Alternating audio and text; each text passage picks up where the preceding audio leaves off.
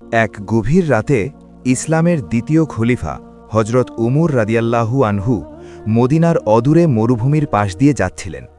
হঠাৎ তিনি দেখলেন দূরে আগুন জ্বলছে।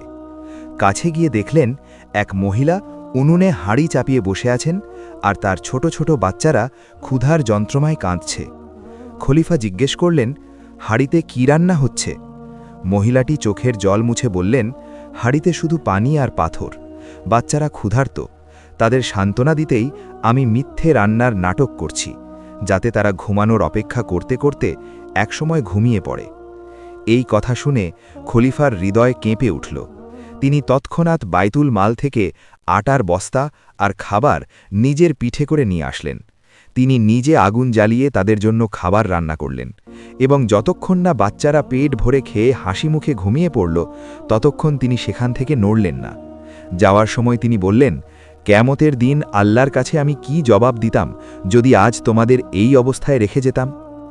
প্রকৃত নেতা বা মানুষ তিনিই, যিনি অন্যের চোখের জল মুছতে নিজের আরাম বিসর্জন দেন এবং নিজের দায়িত্বের ব্যাপারে আল্লাহর কাছে জবাবদিহিতার ভয় রাখেন।